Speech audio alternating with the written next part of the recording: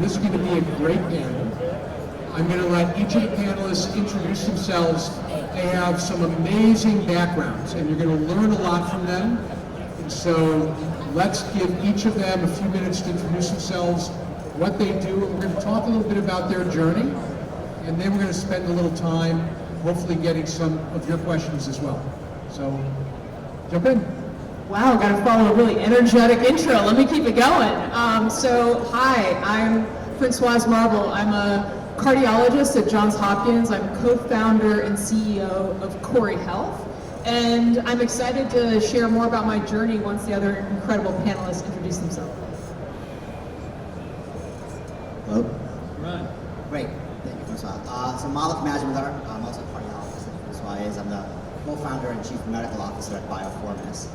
And prior to this, spent a few years at Amazon and National Private Act. But we'll go to the journey in a second once the introduction. So.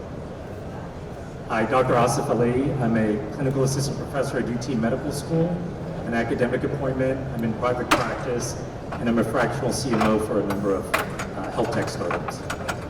Hello, I'm PJ. I'm not a cardiologist. I'm a hospitalist by training. I'm part of Bessie Hopkins Medical Center as a part-time hospitalist. But I also founded a company called AvoMD. As working as a CMO / CTO in the executive chair over there. Nice talking to you. Give a round of applause for our panelists. Thank you, and we'll start, actually, PJ will come back this way.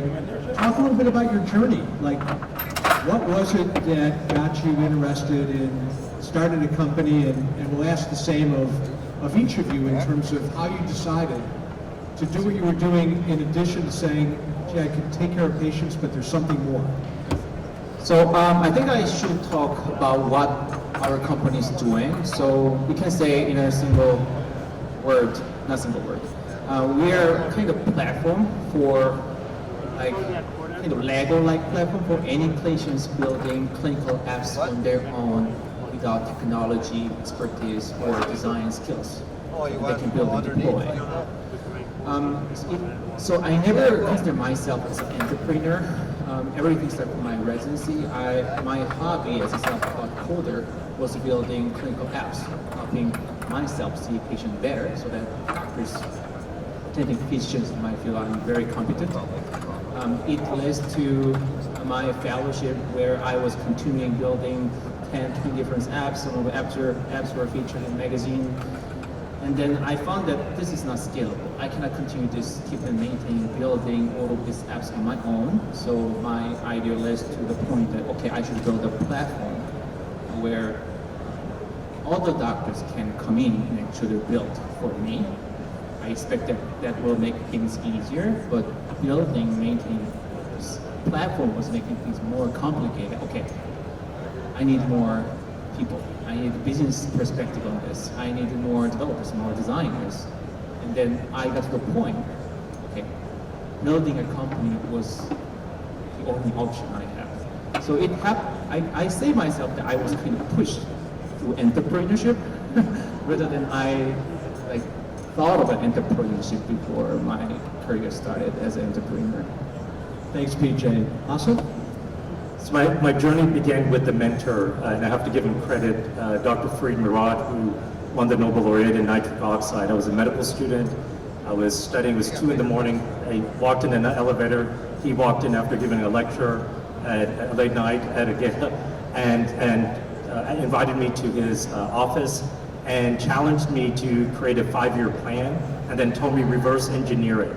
He said, where do you vision yourself in 5 years? See yourself there, reverse engineer it, and get to that location. And so I give him a lot of credit, finding that mentor who helps you with your decision-making processes, and it is a process, and making those choices in your life and creating that vision and the pathway how to get there is how I got into my current position. Maulik. Yeah, so for me, just to give a little bit of history here, so I left residency at Hopkins to go to Boston for cardiology fellowship, really work on mouse models. And so how I got into digital health and healthcare entrepreneurship was one, opportunistic. think it's important lesson. You chose the wrong kind of mouse. There you go, exactly. Mouse, okay. But I think it's important to think about this idea that, when I was in training, I remember one of the mentorship sort of like, be very focused. I think the opposite is also true. You have to also be opportunistic sometimes. And then number two was risky, right? Then to actually take a leap of faith, to leave academic medicine, to actually try something that all of us here have done, something different, something scary, something unknown and uncertain, requires a level of leap of faith and sort of like it's the amazing ones, right? You have to have a level of enthusiasm for it. But I think all along the journey, the one thing that was constant for me was that I've been married to a problem, not a tool. I think it's really important to think about that in entrepreneurship. Tools will change over the course of a career. The problem statement, I think, unless it's solved, what makes sense for me is a care model. What is the new way of delivering care in the world of technology, in the world of consumerism, that potentially drives better access and better affordability and better care model? That's what I'm married to, and over the journey of my career, I've done that at different places. Wonderful stories, and I want to make this personal to me and my experience. So like many people on our panel, you're led to your journey and your destination through something that's going to happen in your life. And for me, my father had heart disease. I was training and realized that I had no idea what it was like to be a patient until my father was in the bed at Johns Hopkins Hospital and I was at his bedside with my family. And I think that just shattered my understanding of what delivery of care really is. As beautiful as it looks on a slide or when someone's presenting, when you're there and you're experiencing it with a patient, it needs fixing. And I saw digital health tools as a way to empower and engage patients where they're at and when they need it most. And that passion was fueled through opportunities to learn from experts in business, from experts in creating care models that are novel and have evidence and are making a difference, and joining and learning from them and building your own idea into something that's new and different and passionate and making a difference. And so my pathway to entrepreneurism came from something I never expected, but it's changed my life in a way that's indescribable. And the difference that I'm making and the people I've met along the way, I see my colleagues, my partner Seth Martin and Nino Izacaste, people that I've met who've inspired me, that brought the entrepreneurism to another level and become like family. Because we're taking this journey together to make changes in the world. And it is together that we're actually going to achieve these differences. So, I mean, some great stories, and you hear about the motivations. EJ was talking about some of the frustration that he saw when Francoise was speaking about her personal journey and believing that things could be better. You know, oftentimes we find that when we're dealing with entrepreneurs, especially in this field, they'll say, well, here's an amazing way that medicine should be practiced. And we'll just build this solution and we'll deliver it to providers and they'll just use it. But with a panel of providers, you know, it's oftentimes thinking about your experience, knowing care from the inside, so to speak, as opposed to just looking at it from the outside and seeing the problem. How is it that your experience as a provider helped you understand the way in which you needed to approach the problems you were trying to solve? I think it's critical to understand the problem at a very specific level, meaning that if we're going to create a tool that's going to have an impact on a patient, we need to know the clinical workflow. We need to know how that's going to get delivered. We need to know that perhaps the way the patient's going to get it is not through this hypothetical auto deployment, but our bedside nursing perhaps. We need to figure out ways where the people and the lives that we're touching are because we've been there with them. So I think being a cardiologist and creating technology for health, that interconnection and knowing the ecosystem for, I need a patient that has a coronary artery disease that's going to be getting an intervention. I know that involves a cath lab. I know they're going to recover in this part of the hospital. I know the follow-up should involve cardiac rehab, and I know they're going to see a cardiologist as follow-up.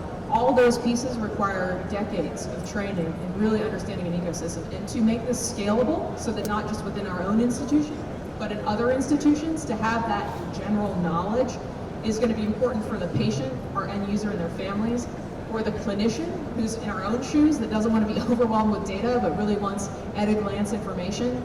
So critical that we've been able to walk down this path. I'll take a different lens to this, which is that one of the things I've learned along the way is the problem that we think is the problem is never really the problem. I think, usually your first explanation or understanding of the problem statement is actually very superficial. And when you go into it, you recognize this layers and layers and layers of the onion and to peel apart to really understand the core root cause of the problem.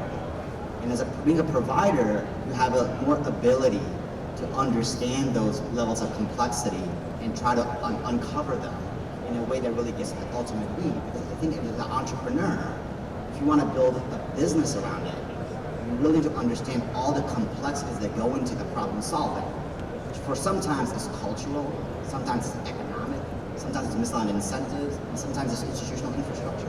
So this idea of the complexity of the layers is really critical, and I think being a provider, having practiced in the system, allows you to some level to understand it, but then in other areas like business, you still have to go and learn. So to get to how do you actually grow your skill set and understand all the different problems which you're not trained to do. So I still am a practicing clinician. I still practice cardiology in a private practice. I practice in an academic setting. So I have a unique kind of hybrid system where I actually test out a lot of the products, pilot. I work with companies to get to kind of different tiers, small group practices, mid-size, larger, and then institutional levels. So I'm still in the trenches, and some of the best organizations I've ever worked with actually partnered with me in our practice, spent 3 months in the trenches, understanding the front office, the back office, the mid-levels, the physician, the HCPs, understanding what is a pre-auth, what is the complexities of trying to get their product to the next level. And it does require that there's a collaboration between the provider at that really in the trench level, and that's what I enjoy doing now, which is being able to work with industry, hold them to a higher level, but make sure they understand all the different layers. I talk about lasagna. It's probably more heart healthy about the onion, but there are different layers, and having industry understand all those complexity of layers, how they all interrelate, is of utmost importance in answering that question.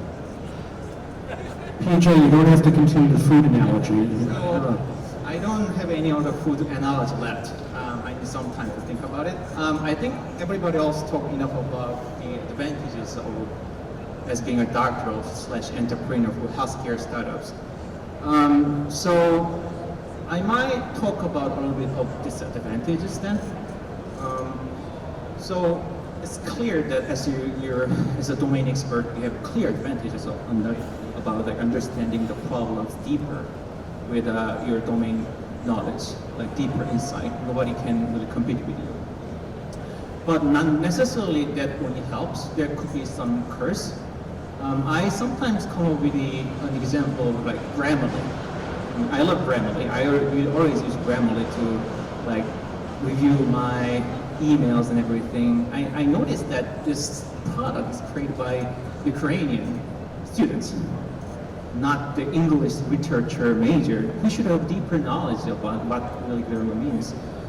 Is that I think that our training is so long to the degree that we are kind of getting disconnected from outside the world, kind of inboxed idea of could be. When you're building Grammarly, if you're asking English literature people, hey, can you build this? And they might say something like, hey, grammar is complicated. It depends on writer's intention. The computer has no idea about how to understand the writer's intention. We cannot do this. We cannot do this. They come up with 20 different reasons why they cannot do this.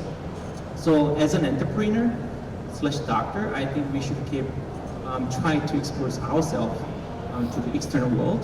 For instance, what's happening in low tech, how this law firm is helping all the career lawyers making more competent. It sounds like a little bit like CDS, something like that. So I think that kind of drive us to get more motivated and getting refreshed with new ideas.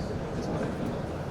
PJ, picking up on that theme and having watched your presentation, you've built an offering that makes it easy for providers, for health systems to integrate with existing systems and doesn't require much training and should be interoperable. Part of the challenge that we have in healthcare is we have lots of data, lots of silos of data, many systems that need to be integrated in terms of bringing together the right type of decisions. And ultimately, to get utilization, it takes understanding of how you bring all these various pieces together. Asif, what have you seen in terms of addressing some of these challenges around integration and interoperability? So that's the big 800-pound gorilla, interoperability, and I haven't. That's why I asked the question. Yeah, it is, and wow, I mean, we could spend the rest of the hour. Anybody up for a second panel on that topic? We can just stay here. No. Yeah, so many, look, it is, you're right, it's acquisition of data, right? Plenty of data to acquire. Now, if you look at post-COVID, RPM, CCM, remote patient monitoring, chronic care management systems, things that are being done outside of the healthcare system, out of the office in remote areas. How do we look at that data? It's not just looking at the data. How do we remove the noise? How do we make sure that the data that we're collecting is actually actionable? And how do we actually get that into the EMRs, but not just EMRs, looking at all the data and the noise behind it? And then how do we push back to the patient to inform them? I more think of interoperability as also the vehicles of communication. So it's pulling in data, but it's also how do we communicate that data in an actionable way. And look, I hope that we were able to create a system. We didn't do that with EMRs, right? I mean, if we were to create an EMR base that had that interoperability and then build upon that, would have been great. We never did that. So now we're stuck behind the 8 ball to solve this problem. And please don't throw anything at me for having been involved in building EMR systems. But Maulik, you've had to solve this problem. I mean, you're a data company, but yet it's only as good as the data you get, and only as good as the systems you operate with. And no, thank you, Lee. I think there's two ways to think about the data problem, right? So I think clearly, I actually think of this not as a technology problem, but it's a combination of a willingness to collaboration problem. How do you play in the sandbox together, and a policy problem. And then, of course, there's some part of it that's a technology problem, which is how do you actually combine different data sets, different sources of data, and how do you ensure that data is real time, so it's up to date, and that it's actually available when needed, right? But I think for the most part, it feels like it's a challenge with getting different stakeholders to collaborate and say we have an interest in actually collaborating on solving this problem together because it's better for the patient. So how do you get the economic incentives and the data rights, data access things right, policies right, to allow and enable this thing to solve the problem for entrepreneurs and our patients? It's a kind of the fundamental problem. For us, there's a couple of different ways to solve it, right? Not to go into details, but one is, at the end of the day, there's always a fallback option, which is the manual option, which is the archaic option, but it is an option, which is you talk to the patient, you talk to the doctors, you communicate and coordinate care the old-fashioned way. That's clearly not the more efficient way to do it. And in the current environment, people have to rely on that in order to deliver the high-quality care. That's one. It's a critical question around interoperability, and ultimately for us to scale and be successful and make outcomes improved across populations, we need to be able to communicate this data. At Corey, we find simplify, simplify, simplify, and start at a really a way where clinicians who are behind the dashboard can look at something and use very basic review in a few minutes to understand where a cardiac patient is. I'll give you an example. If we have a patient that's interacting with Corey, they're using a smartwatch and they also have a blood pressure cuff on and we're getting data through, we're looking at trends, but we also have a way to basically click off and see who's actually in the trouble zone, who's in a concerning zone. And I think that information, to Maulik's point, the easiest way to get that communicated is directly with the patient and sort of bypassing the EMR, especially since at this point we're not quite we're not quite at the billable moment for all this interoperability and building all this infrastructure. The other point is that these can be uploaded at the right time. So we track when our patients are having their follow-up appointments. So if I see a patient that's just had an MI, I'd love to see, just like if you were getting you had a pacemaker interrogation, you get essentially an interrogation or a report on what's been going on since their hospital discharge. And boom, it's right there for me in my media tab. And I can take a quick review and say, looks like you've been averaging blood pressure that's at guidelines, you've been adherent to your meds, let's talk more about what else has been going on for you. So I think having it at the right time and having it in a format is critical. We're not quite there yet with the automatic flow. There are companies like Redox and others that try to make it easier by you just plug and play. So there are relationships between these companies, third parties, they'll take your data and plug it right into the EMR for you. But again, when we think about cost of care and sustainability of these products, we need to take that into account in terms of the cost. PJ, anything to add on this point? Oh yeah, please. I missed this question. So I'd like to talk about our company's strategy to address this kind of problems. Like interoperability is one problem. Probably that's more than one of the 10 problems. I mean, so I decided to distinguish things between things that we can control and we cannot. Interoperability issue, I think it's been there mostly more than 2 or 3 decades.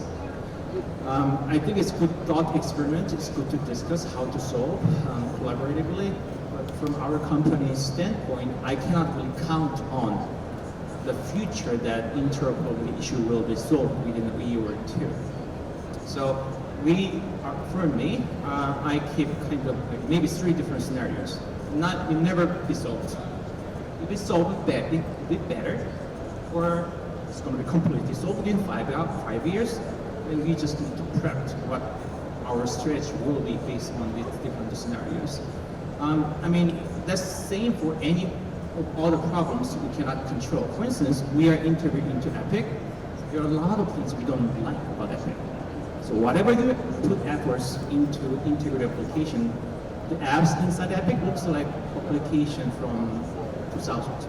For instance, they ask us to conform into the Explorer like standards. Like whatever you can do is limited. But I cannot control Epic, so we just keep from there we build the scenarios and then we just try to do our best way to guarantee the success of the company. So another lesson: don't stress over what you can't change. Let's move to another topic, because each of you, in terms of building businesses, Maulik touched on this briefly. You have great clinical training, but yet you now also have to think about the business aspects of what it is you're doing. And in that journey, how did you inform yourself? Was it through partnering with others? Was it additional education? I spent time at UT with Scott Wallace's program, and they have a great program, and many providers are in it in terms of learning other aspects of business and value creation. What did each of you do in terms of thinking about this? Maulik, I'll start with you.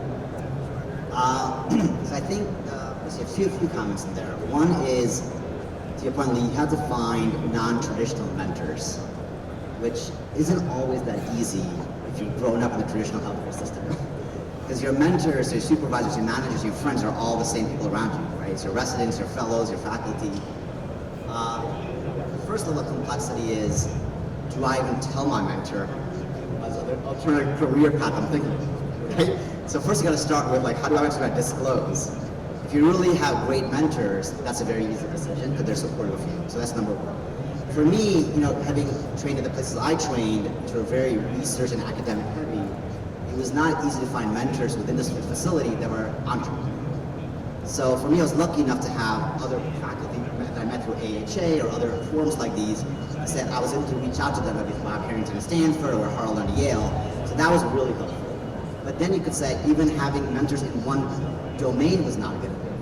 Then you got to find mentors in either entrepreneurship, venture capital, friends from other disciplines. You have to just feel vulnerable and reach out to people just to get advice and have some brainstorm ideas with to do this. I think that's number one. And number two is that you have to, at least if it's a passion, to me it never felt like work, right? I wanted to spend, midnight, 1 a.m. reading things that were different than medicine because I was super passionate about the problem, and it was just felt like I couldn't stop reading because I wanted to learn about it. I think you have to have that level of drive. If you're gonna do something as big as entrepreneurship, that it just comes inherently to you. Otherwise, clearly it's the wrong decision. PJ, what do you think? Why don't you, in terms of gaining that business experience and learning? I mean, that reminds me of like my initial struggle. Initially, we were I'm not sure I can call it a company. We incorporated, we are registered, but let's say it's a company. So I had to know about what's the next step. Like, two doctors struggling. Okay, what's the next step? Should we watch some videos on business on YouTube?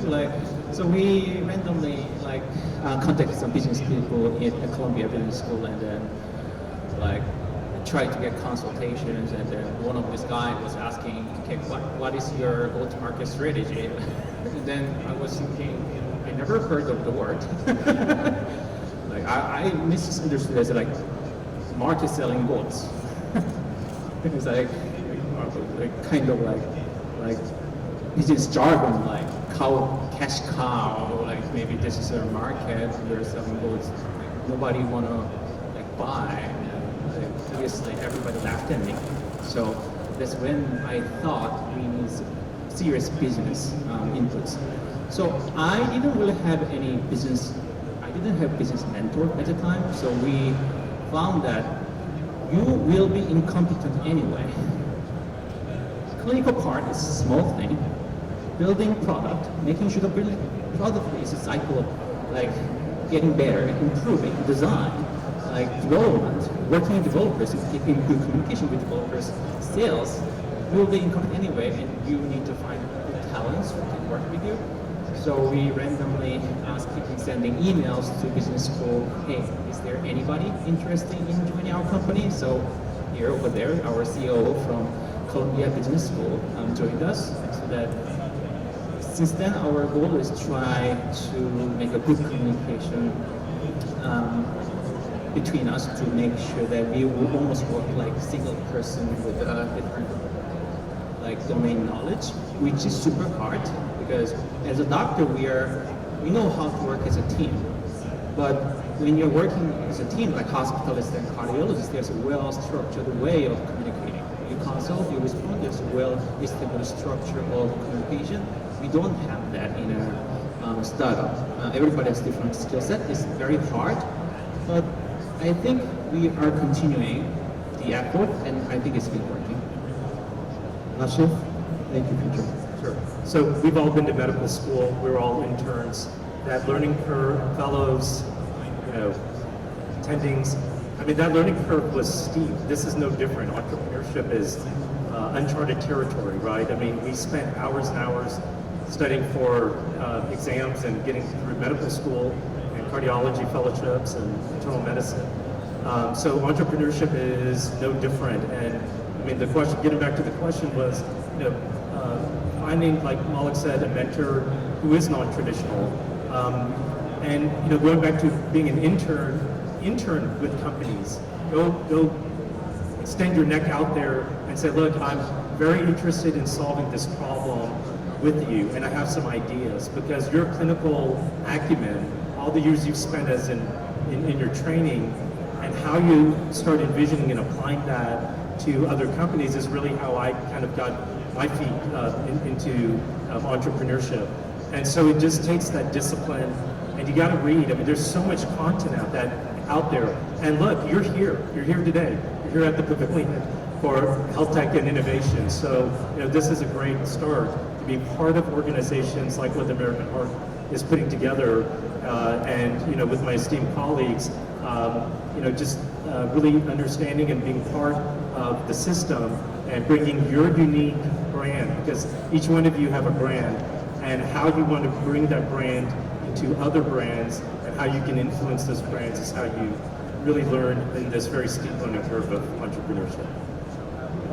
I was fortunate at Hopkins. We had an accelerator. When you start getting these inklings that this is where I'm headed, you have to really, like everyone here, my colleagues are saying, immerse yourself in the entrepreneurial culture and get uncomfortable, okay? Because if you're comfortable, then you're not learning enough and you're not in the right space. And so Hopkins actually had something called a Hexite program, which was a curriculum-based, tech-focused entrepreneurial boot camp for many months. And you would engage in that and get really the sort of those fundamentals, the language, and this is just a primer, right? This didn't all of a sudden, then you wake up afterwards and you get your little certificate and you're an entrepreneur. But at least it changed that mindset from, I'm gonna present my research findings to what's my value prop, where's the business plan, what's the competitive landscape? Those are things that became new and important topics. And I think that along with being open for opportunity, being hungry for opportunity. So I remember someone said, hey, Francoise, would you like to come be part of our TEDCO CEO Executive Roundtable? And I thought, well, I'm gonna be the odd one out here, but let's go, let's do this, let's get in there. And so it's learning these skills, it's hanging out with industry who have already mastered this skill, and then just being willing and excited about learning more of something you've never quite discovered. And I'll have to say, I think bringing on the business talent that you need to be successful in the product that you're going for is critical. So I think that's another thing, whether you're doing this through a partnership or bringing in talent from another team. Some great answers and also terrific advice from each of you in terms of how you've accomplished this. One of the challenges that exist in building a business is, especially if it's something you're super passionate about, is demonstrating the value to a customer. And it used to be in venture capital, going back not that long ago, that everything was about growth. How fast can your company grow? But now it's about your value and what's the path to profitability. So if it's going to take 5-7 years, like Amazon starting today and having years and years and years of not making money, probably would have had a much more difficult time in terms of building their business than they did at the time that they built it. So for each of you, what have you learned, in your journey about not only having a great offering that is solving a meaningful problem, but how do you demonstrate value to those who are going to pay for the offering? Because it's not likely that very many of us as consumers are going to pay for things. We've been trained in healthcare not to pay for things. So it really comes down to those who are at risk for the cost of care. And I want to make sure that, as you're talking about value, there's some great companies in the pavilion behind us here who are showing their products, their offerings.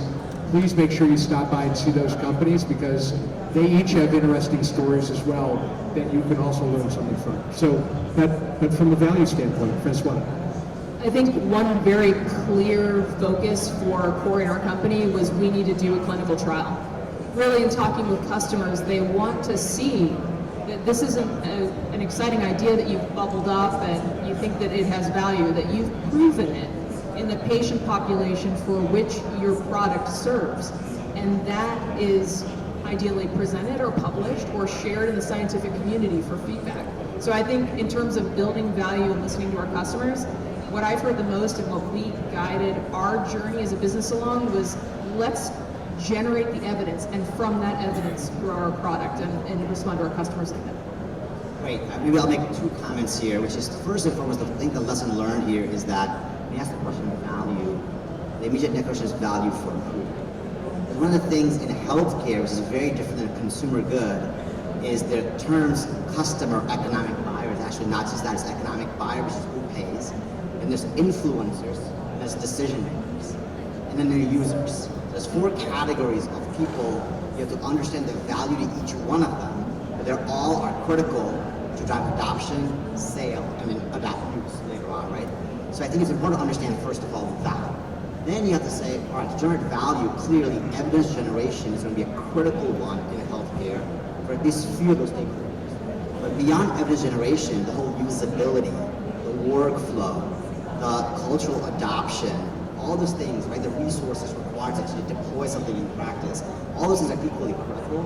And the conundrum that startups, I think, struggle with, at least the hardest question here, which is, do you generate evidence prospectively first, or do you generate evidence in parallel to commercial deployment? What everybody's struggling with is, unlike the pharma model, unless you have $50, $100 million sitting around, you can't spend 7 years generating prospective, peer-reviewed, published evidence, or it's just not gonna happen. So how do you drive the level of confidence and credibility to be able to evaluate things in some kind of early demonstration project, and generate the evidence, be committed to it, but doing it in parallel? And then that's the hardest job, and that's what we have to do. Thank you, Asif. There's a term called yoga babble. Ever heard this? So it's the emotional cell of companies who are either emotionally or spiritually trying to pull their opinions or their voices to go sell their product. And that's a slippery slope. And it amazes me when health tech companies don't have a chief medical officer. It blows my mind. Because you're talking about industry or individuals that are looking at healthcare from a very high level. Like going back to what I was saying before, the best CEOs, CFOs have been in the trenches in the healthcare system and really then start understanding the complexities and the value add. There, you know, Doctrepreneur has actually kind of two butting heads here. One is that we're trained to look at randomized control trials, holding all of this, at least in the pharma world, at a very high level of standards. So in the consumer model, you know, patients, actually customers, are buying devices all the time, and they're bringing that information to doctors. Many times are not accurate or not actionable. And so, you know, I think it's the value system is bringing and making sure that we set the bar. That if you're a doctorpreneur, the CEO is looking at customer acquisition costs, retention rates, you know, how fast they can scale and grow. And many times we're butting heads. I have many times saying we can't make those claims. Those are not substantiated. That is yoga babble. You're being emotional and you're being very spiritual. Let's save the world. Really? I mean, how? You know, these big claims. And show me how you're doing it. Show me the processes. Don't tell me you're just reducing hospital readmission rates on an N of 5 people, or because you had some anecdotal story.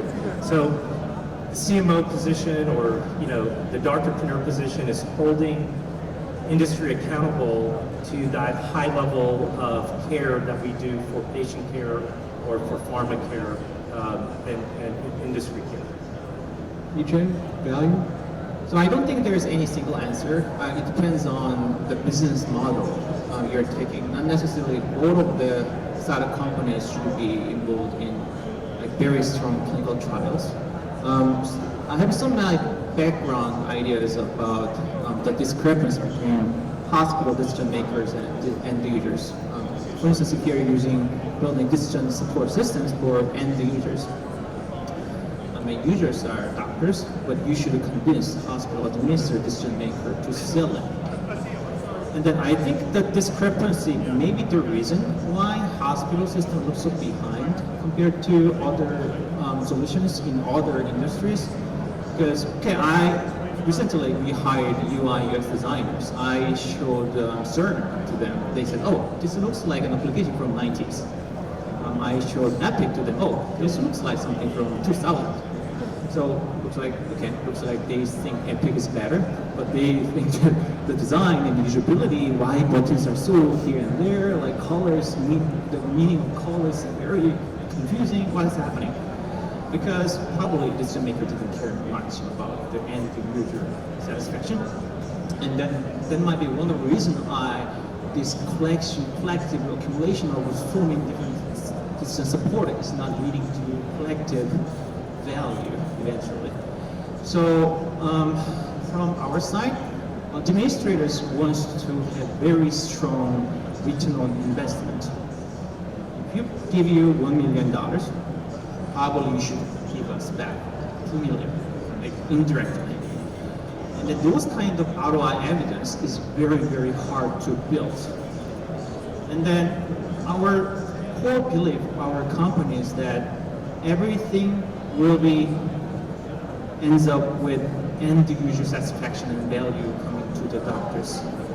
Because we even experienced, we kind of convinced administrators, like decision makers, we started the pilot, and none of the doctors did not like it, and then it was pretty much dead. If that happens, like even if you are able to convince the decision maker, it doesn't really matter. So we pivoted our business model. Let's focus on end users, because that aligns with our core value.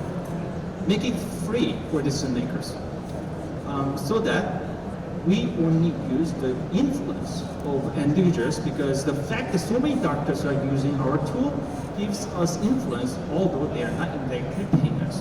So that we kind of involve the pharma companies joining us, so that because pharma is interested in influence of doctors making decisions on medications.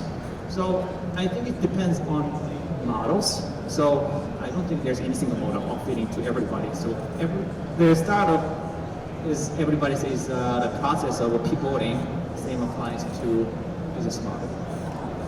So, question for each one of you on your learnings in terms of thinking about a character attribute that you would say is the most important for a doctorpreneur to have. What is that attribute and why? Resilience. I think that it's clear that you're going to get a lot of no's before you see one yes, and many times you might think to yourself, one day is going perfect and everything is great, and then the next day, you know, there are challenges, or something happens in your company and you need to fix it, you need to address it. I think part of being a doctrepreneur is that you're going to be challenging your own personal skill set across, you know, managing one of your staff or your team members that are having a tough day and you need to pick them up, or having a business opportunity that's across the country and you're finishing up a shift and you've got to get there. So it's going to push you to many different ways, but you're also going to, if you're resilient and you deeply believe in what you're doing, you're going to just, those yeses are going to be so sweet, and the no's you're just going to say, we're good, let's keep going. And ultimately that's how you're going to achieve success. I don't have one word, statistical resilience. I'll give you 3 attributes that I feel like are really, really critical if you're going to go on an entrepreneurial journey. It's patience, persistence, and risk tolerance. They're kind of related to the resilience theme, but this idea that it's a long road and you have to be persistent because there are going to be many no's along the way. And the road is uncertain. You have to have a level of ability to tolerate risk. But if you're passionate about the thing you're working on, those 3 things are surmountable challenges. Asif? I'd say be very open-minded. You have to kind of touch a lot of different companies. You need to go deep into those companies, and it's a calculated risk. I mean, you know, we don't have training on corporate governance, and being able to vet a C-suite, being able to really understand their value add and your value add proposition, understanding their risk tolerance and your risk tolerance. There is I use the word opportunity risk, and that opportunity risk is your time, it is your name, it is your brand. And so making sure that calculated risk is well vetted. I would really recommend getting people like a mentor and a healthcare, or not even a healthcare, an attorney who really understands med tech. I can help you understand, because anyone here can read a document, but what you don't know is what's missing in that document. And someone that can help you work through those processes can help you mitigate that risk. As a recovering attorney, I appreciate that remark. PJ? I have something specific only to doctorpreneur, not applied to entrepreneurs in general. I think we should have a very strong reason to do this. one of the feedback from our all investor was this. Okay, you have degree. You have something to go back. If you fail, you will go back to the hospital. You'll keep living your happy life. You are risk-free. Are you doing this for hobby? And then I cannot say anything because it might be true. Like, if I fail, I mean, I don't want to make any celebrated efforts to feel like I'm a loser. I probably go back to medicine to continue to practice. But it means that they see us not really desperate enough. I said that we need a strong reason. Maybe what I'm saying, when I say reason, probably what kind of reason, maybe it doesn't matter much. For instance, let's say you're a college graduate, you come up with great ideas, you build a company. Let's say you're a CEO, you fundraise it. Everybody respect you. If you fail, you're nothing. So even financially, they have very, very strong reason to continue this. They're desperate. Failure is not an option. But maybe that kind of hunger might not be coming to us automatically. So I had really, really long discussion with our investors why I'm doing this continuously. Why I'm not doing this hobby. I'm very goal-driven, motivated. I think everybody have different reason. Even financially is fine. Like, oh, I want to be super rich. Like doctors, being doctor probably cannot like feed me enough. I want to live in 5-star hotel every day. Anyway, as long as the motive is strong, I think that's fine to drive yourself to the limits. So I would say the most important attribute is a sense of humor. And I hope that you all have enjoyed the remarks of this panel. We have time for maybe 1 or 2 questions from the audience.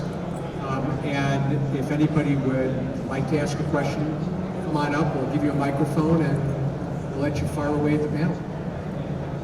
Anyone want to volunteer a question? I'll call, all right, there you go, Seth.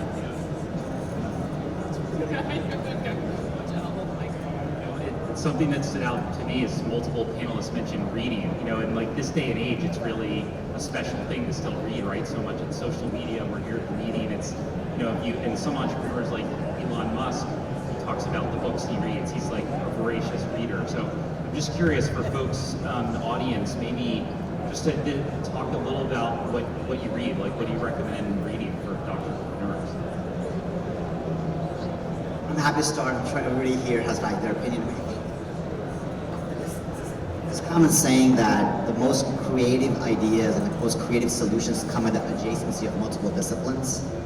So one of the things I've been doing, at least in this world of entrepreneurship, is reading non-medical stuff for sure, right?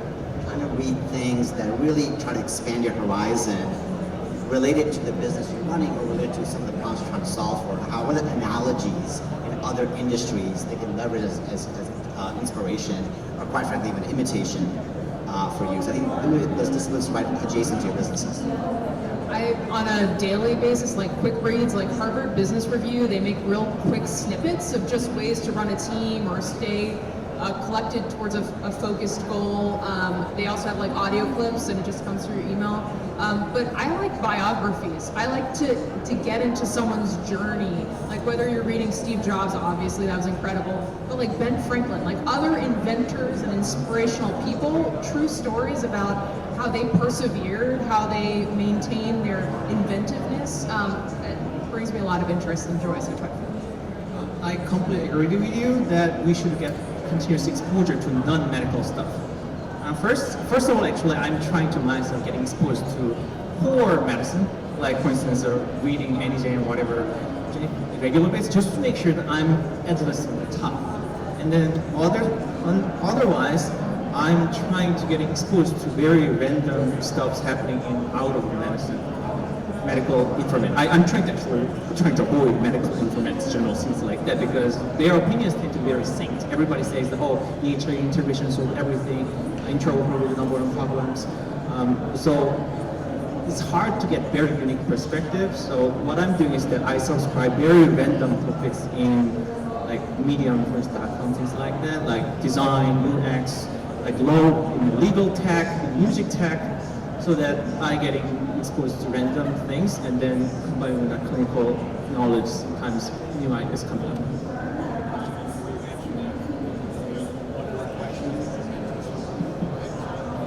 As an early career, just became an attending now. So if I have to continue my clinical practice and do an accelerator or an incubator program, like I cannot be doing it in 6 months or 12 months full time.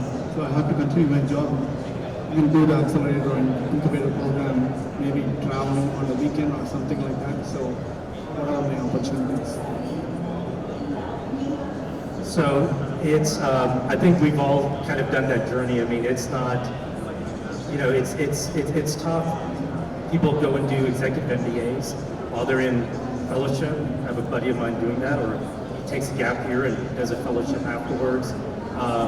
Because you have to get those core skills somehow. So either you do it on the street and you get into industry and you work and you show you have that value add, or you go the traditional way, which is go get another degree to open up the expanse of your knowledge base so that you can go and apply. I did it very non-traditionally. I just immersed. I was lucky to get companies to utilize my set of skills as a CMO and can give formal training, but I would only hang out with the CFO and COO and learn their mind, and the CEO. I would sit with the C-suite and I would say, teach me everything you know. I need to know all the stuff you understand so that when I come and talk about the company, I'm knowledgeable about the stuff that I wasn't previously knowledgeable. I want to put a quick plug in. The American Heart Association has a business accelerator experience. So I'm a graduate from that program, and actually Corey Health was a finalist. And that's open, it's once a year, and you apply with your own idea, and they guide you through that process of how do you develop your idea and gain these entrepreneurial skills. And at the end, it's a pitch competition, so you're on the spot. It was virtually based when I was doing it, and people do it from around the country, so you should check that out. Stanford has a school of design, and that's more involved, you need time off, but look into the AHA Business Accelerator. And on that note, please join me in a big round of applause for our panelists. And thank you to the Pavilion for hosting us today. See you all again. Big applause for Lee, our moderator.